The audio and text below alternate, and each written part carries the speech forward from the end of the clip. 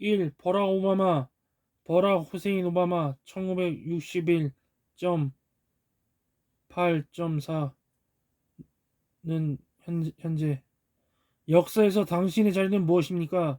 버락 오바마는 미국 민주당 소속의 일리노이주 상원 의원이며 미국 역사상 5번째 흑인 상원 의원이자 현역 유일의 흑인 상원 의원이다.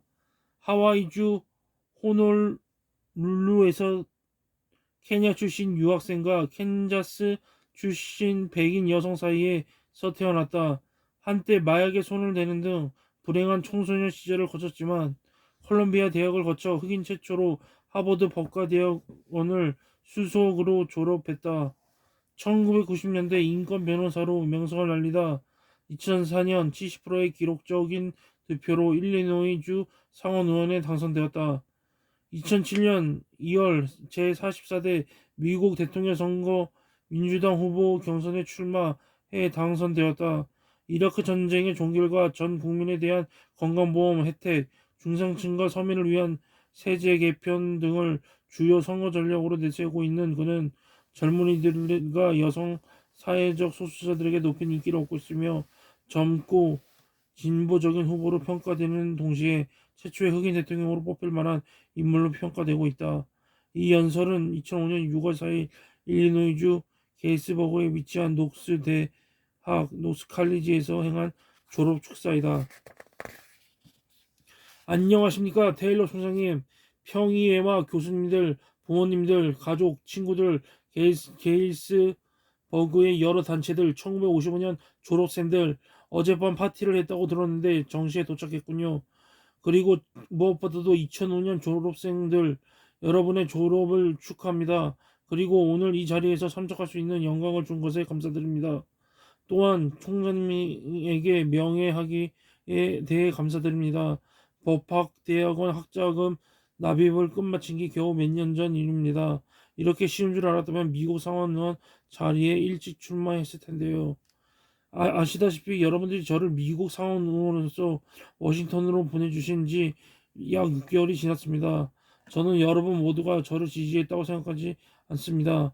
난 당신을 어디로도 보내지 않았어 라고 낮게 중얼거리는 사람도 있었을 텐데요. 그래도 괜찮습니다. 아마 우리는 시기 끝나고 나면 펌프 핸들 잡은 손을 아래로 흔드는 가장된 악수 행사를 갖게 될 테니까요. 다음에는 생각을 바꾸기 바랍니다. 현재까지는 아주 멋진 여행이었습니다. 상원의회 안으로 걸어 들어갈 때마다 저는 그곳에서 이루어진 역사를, 좋았던 것이든 나빴던 것이든 역사를 상기합니다. 하지만 몇몇 환상적인 순간들이 있었습니다. 예를 들면 저는 취임하기 전에 저와 보좌진들이 사무실에서 기자회견을 열기로 결정한 것을 기억합니다. 이제 제가 99번째 순위라는 것을 기억하십시오. 저는 일리노이 주가 콜로라도 주보다 더 크기 때문이라는 걸 알기 이전까지는 마지막 순위가 아니라는 걸 더 자랑스럽게 생각했습니다. 어쨌든 저는 99번째 순위의 상원의원이고 많은 기자들이 저의 작은 사무실로 몰려 들어왔는데 그 사무실은 덕센 빌딩의 수의실 바로 옆에 있었습니다. 그때가 그 빌딩에서의 첫 번째 날이었고 아직 상원의원으로서의 의결권을 행사하기 전이었으며 법안 한 건도 제의하지 않았고 아직 제 책상에 앉아보지도 않았었죠. 그리고 어떤 진지한 기자가 손을 들어 이렇게 질문했습니다. 오바마 의원님, 역사에서 당신의 자리는 무엇입니까? 바로 여러분처럼 저도 크게 웃었습니다. 저도 말했죠. 역사에서 내 자리라니. 저는 그가 농담을 하고 있다고 생각했습니다. 그때 저는 상원 의원들이 저를 위해 머문 생만의 자리라도 과연 마련해 줄지 의문이었거든요. 하지만 이 말을 졸업생 여러분과 나누면서 다음에 해야 할 일을 무엇이고 무엇이 실행 가능하며 어떤 기회가 앞에 놓여 있는지 생각하면서 저는 2005년도 졸업생 여러분에게 이런 질문을 스스로에게 던지는 것이 나쁜 일이 아니라고 생각합니다. 역사에서 당신의 자리는 무엇입니까? 다양한 시대의 다른 여러 지역에서 이 질문은 상대적으로 쉽고 분명한 대답을 얻을 수 있을 것입니다. 로마 제국 시대의 하인이라면 아시듯이 당신은 당신의 일생을 다른 누군가의 제국을 건설하는 데 손맛으로 강요받았을 것입니다. 11세기 중국 농민이었다면 아무리 당신이 열심히 일하더라도 그 지역에 곤주가 찾아와 당신의 모든 것을 가져갔을 것입니다. 그리고 기근이 닥치겠지요. 조지왕 통치 조지왕 통치하에 백성이었다면 당신의 종교에 자유와 자유롭게 말할 수 있는 자유, 그리고 자신만의 삶을 영위할 수 있는 왕권에 의해 크게 제약받았을 것입니다. 이것은 운명이란 총창력이 아니라 이 새로운 변경에서 모든 역경을 극복하고 더 완벽한 연방을 세울 수 있다고 믿을 정도로 담대함과 무모함을 지닌 이들에 의해 함께 나누고 형성하고 새롭게 만들어지는 여행인 곳이었습니다. 그리고 어떤 사상을 위해 제국을 무너뜨린 비천한 식민지 개척자들의 이야기를 들은 전 세계 각지의 사람들이 이곳으로 오기 시작했습니다. 수세대에 걸쳐 그리고 대양을 넘어서 그들은 보스턴과 찰스턴, 시카고와 세인트루이스, 컬러머주와 게일스 버그에 정착해 자신들의 아메리칸 드림을 만들고자 노력했습니다. 이러한 여러 사람들의 꿈은 불완전하게 나아갔습니다. 그 꿈은 우리 원주민들을 대한 방식에 의해 상처받았고 노예 제도로 인해 배신당했으며 여성의 낮은 지위로 인해 먹구름이 드리워졌고 전쟁과 공황으로 인해 흔들렸습니다. 하지만 벽돌 하나하나, 열차 하나하나, 못이 박힌 손 하나를 모아 사람들은 꿈꾸고 건설하고 일하고 행진하고 정보에 탄원하여 역사에서 우리의 자리에 대한 질문이 누군가의 우리를 위해 나오지 않는 것으로 미국을 만들었습니다. 그 대답은 우리에 의해서 나왔습니다. 우리는 가끔씩 실패를 하기도 했을까요? 물론입니다. 여러분은 당신만의 미국으로 여행을 떠날 때 가끔 실패를 하게 될까요? 아마 그럴 겁니다. 하지만 그 시험은 완벽하지 않습니다. 미국의 이상이 제기하는 진정한 시험은 우리가 우리의 실패를 인지할 수 있는가, 아니면 우리 시대의 도전에 함께 일어나 맞설 수 있는가입니다. 우리가 여러 사건들과 역사에 의해 영향을 받는가, 아니면 우리가 그러한 사건과 역사들에 영향을 줄 수 있는가일 것입니다. 출생과 환경의 우연함이 인생의 승자와 패자를 결정하는가, 아니면 최소한 모든 이들이 열심히 일하고 발전하고 자신의 꿈에서 도달할 수 있는 사회를 우리가 건설할 수 있는가일 것입니다. 우리는 이전에 이러한 선택에 직면했습니다.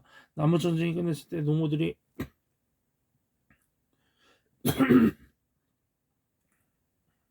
미국 전역에 걸쳐 늘어나고 있던 큰 공장에서 일하기 위해 도시로 가축을 거느리고 이주하기 시작하던 그때에 우리는 선택을 해야만 했습니다.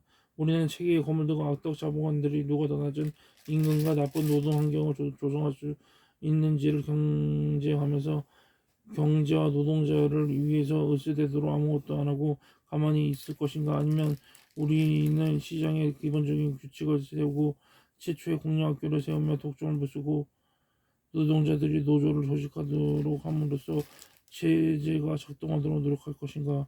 우리는 행동할 것을 선택했습니다. 이성이 마비된 것처럼 보이는 1920년대의 윤택감이 주식시장과 함께 무너져 내렸을 때 우리는 선택을 해야만 했습니다. 우리는 아무것도 하지 않을 지도자들을 따를 것인가, 아니면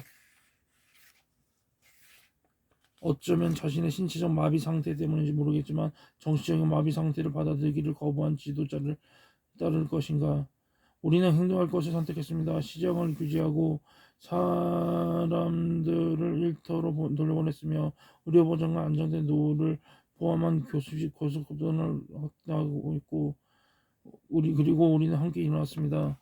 그리고 2차 대전으로 인해 역사상 가장 큰 규모의 후방 동원이 필요하고 우리 미국인 각자가 이에 동참할 것이 필요했을 때 우리는 선택을 해야만 했습니다.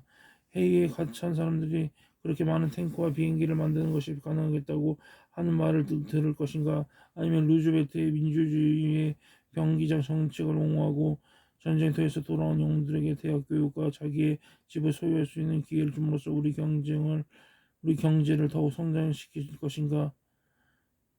다시 한번 우리는 행동할 것을 선택했고 다시 한번 우리는 함께 일어섰습니다. 오늘 21세기가 시작하는 이때에 우리는 다시 한번 선택을 해야 합니다. 하지만 이번에는 선택은 바로 여러분의 몫입니다. 이곳 게이스버거에 여러분은 이 새로운 도전이 무엇인지를 아실 겁니다. 여러분은 이미 보았습니다. 여러분 모두는 대학 신입생이던 해 5월 12일에 어떤 일이 벌어지는지 보았습니다. 현재 벌어지고 있는 테러와의 전쟁이 여러분의 삶이 어느 정도 수준으로 얽히게 될 것인지 이미 주지되었습니다. 하지만 또한 여러분이 본 것 중 아마도 그다지 극적이지는 않았을 것은 여러분이 점심시간쯤에 오래된 메이텍 사의 공장 주변을 차로 운전해보면 아무도 밖으로 나오지 않는다는 사실입니다.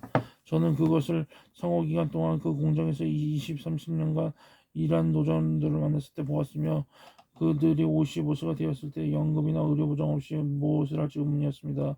그리고 아들이 간이식을 받아야 하는데 해고를 당해서 이 아들에게 의료보장의 비용을 부담할 수 없었던 어떤 남자를 만났을 때 그가 무엇을 할지 의문이었습니다. 그것은 마치 게임 중간에 누군가의 규칙을 바꾸었는데 아무도 그 사실을 사람들에게 이야기하지 않는 것 같습니다. 그리고 그 사실 그 규칙은 정말 바뀌었습니다. 그것은 기술과 자동화로 인해 많은 직업들이 사라진 것으로 시작되었습니다. 여기 계신 분들에게 묻는데 가장 마지막으로 ATM을 이용하는 대신에 은행직원 앞에서 줄을 선 게 언제입니까? 아니면 전화 교환하는 이야기가 한거든요. 그리고 이런 메이텍 같은 회사가 미국보다 노동자의 임금이 싼 저개발 국가들로 공장을 이전하면서 계속되었습니다. 토머스 브리드먼이 그의 신작 세계는 평평하다는 에서 지적하고 있듯이 지난 수십 년간 이러한 힘들, 즉 기술과 세계화는 이전과는 전혀 다른 모습으로 결합했습니다. 그래서 우리 대부분이 이 기술이 우리의 삶을 얼마나 편리하게 해주었는지에 정신을 쏟는 동안, 다시 말해 블랙베리로 이메일을 보내거나 휴대전화로 인터넷에서 검색하거나 세계 도처에 있는 친구들과 메신저로 동정 대화하는 것에 정신을 쏟는 동안 조용한 혁명의 장벽을 무너뜨리고 세계의 정제권을 연결시켰습니다. 현재 기업은 공장이 있는 곳뿐만 아니라 인터넷에 연결되는 곳이라면 어디라도 일터를 이전할 수 있습니다. 인도와 중국과 같은 나라들은 이것을 실현하고 있습니다. 그들은 자신이 값싼 노동력이나 값싼 수출품을 얹어낼 필요가 없다는 사실을 알고 있습니다. 그들은 우리와 세계적 수준에서 경쟁할 수 있습니다. 그들이 필요로 하는 자원은 숙련된 높은 교육 수준의 노동자입니다. 그래서 그들은 어린이들을 일찍부터 많이 교육하고 특히 수학과 과학 기술 부문에 중점을 두고 교육에서 그 아이들이 그럴듯한 삶을 영위하기 위해 반드시 미국을 갈 필요는 없고 그냥 그곳에 있어도 된다는 것을 깨닫도록 합니다. 결과는요, 중국에서 미국보다 4배 많은 엔지니어들이 대학을 졸업합니다. 메이텍에서 일하는 사람들과 중국과 인도와 인도네시아, 멕시코의 노동자들과 경쟁하는 것이 아닙니다. 여러분도 같은 처지입니다. 오늘날 회계 범인들은 여러분의 납세 신고서를 인도에 있는 근로자들에게 이메일로 보냈는데 그곳에 일하는 사람들은 그걸 계산하는 결과물을 일리노이 주나 인디아나 주에서 일하는 사람만큼이나 빨리 보낼 것입니다. 보스턴의 한 공항에서 짐을 잃어버렸다면 그것을 찾는 과정에서 여러분은 인도 방갈로르에 있는 사람에게 전화를 하게 될 것인데 그 사람을 볼티모어로 전화를 함으로써 짐을 찾을 것입니다. AP통신사도 일자리 중 일부의 세계 도처의 작가들에게 주어서 마우스 클릭 한 번에 이야기를 하나를 보내올 수도 있도록 했습니다. 토니 블레이 총리가 말했듯이 신경제어의 재능은 21세기에 보입니다. 만약 여러분이 그 기술을 지녔다면, 교육을 받았다면, 그리고 그 둘을 향상시킬 수 있는 기회를 얻는다면 여러분은 그 어디에서든 경쟁에서 승리할 수 있을 것입니다. 만약 그렇지 않다면 실패나 이전과는 다르게 훨씬 심각하게 다가올 것입니다. 그러면 우리는 이에 어떻게 대처하냐고요? 이 새로운 세계 경제에서 미국은 어떻게 길을 찾을까요? 역사에서 우리의 자리는 무엇일까요? 미국에 관한 이야기가 그랬듯이 다시 한번 우리 선택에 직면했습니다. 다시 한번 우리 주변에서 국가로서 우리가 이것에 대해 할 수 있는 것은 별로 없다고 믿는 사람들이 있습니다. 그들에게 있어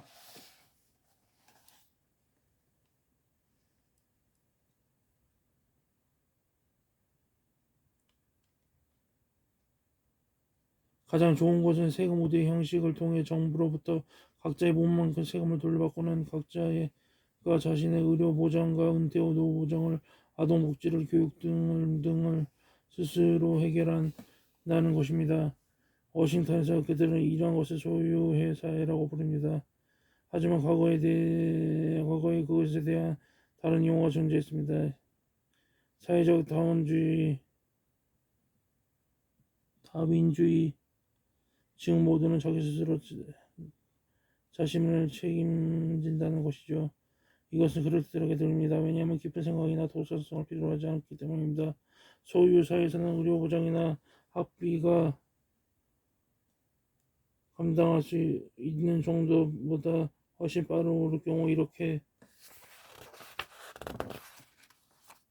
말할 수 있습니다. 운이 없으시군요. 소유사에서는 메이텍 노동자들이 직업을 잃었을 때 이렇게 말할 수 있습니다. 인생은 공평하지 않습니다. 소유자에서는 가난한 집에서 태어난 아이에게 이렇게 말할 수 있습니다. 혼자의 몸으로 선거해라. 그리고 소유자에게 특히 그렇게 들리는 것은 우리는 스스로가 인생의 제복계의 승자가 될 수 있고 자기 자신이 제2의 도널드 트럼프가 될 수 있다고 항상 믿기 때문입니다.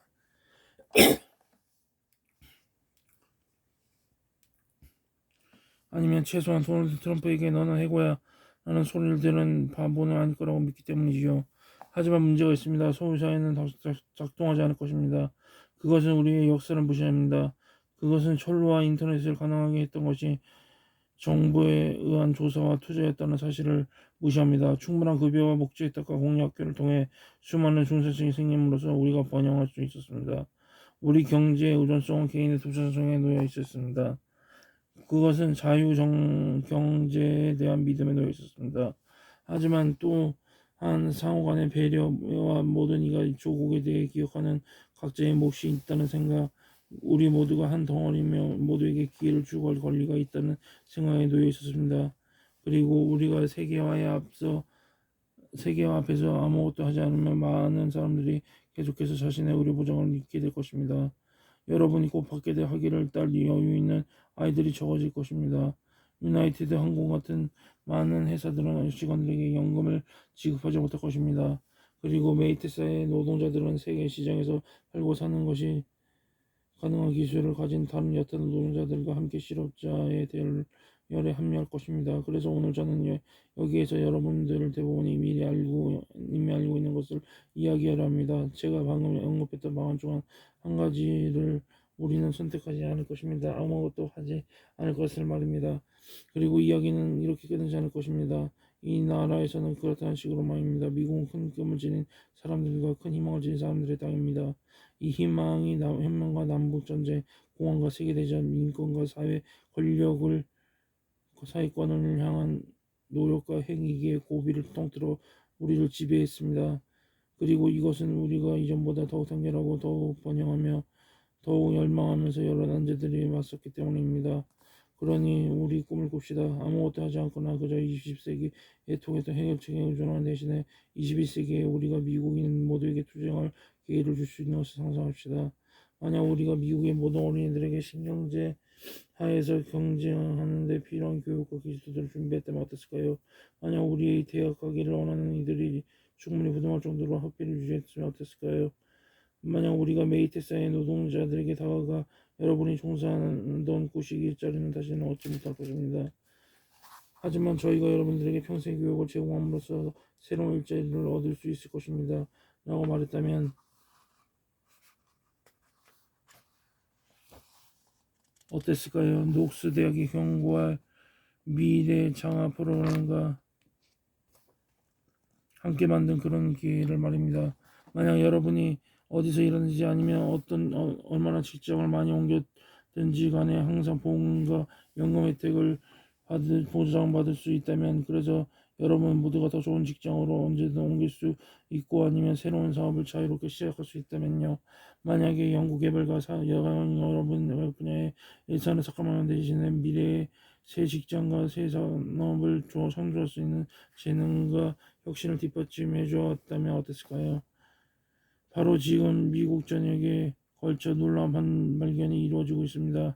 우리가 이런 발견들을 국가적 차원에서 지원했다면, 만약 우리가 이러한 가능성에 투자하기로 마음을 먹었다면 게이스버그 같은 소도시에 어떤 일들이 벌어졌을지 한번 상상해 보십시오. 10, 20년 후에도 오래된 메이텍사의 공장이 곡물을 연료로 변화시키는 에탄올 정연소로 다시 문을 열 수 있을 것입니다. 거리에는 암 치료제를 연구하는 생명공학 연구소가 들어설 수 있을 것입니다. 그리고 그 옆에는 생산 자동차 회사가 전기 자동차를 신나게 생산으로 바꿀 것입니다. 그리고 새롭게 생겨난 일자리는 새로운 기술과 세계적 수준의 교육으로 훈련받은 미국인 도전자들로 채워질 것입니다. 이 모든 것이 가능하지만 그 어느 것도 쉽게 이루어지지 않을 것입니다. 우리 모두는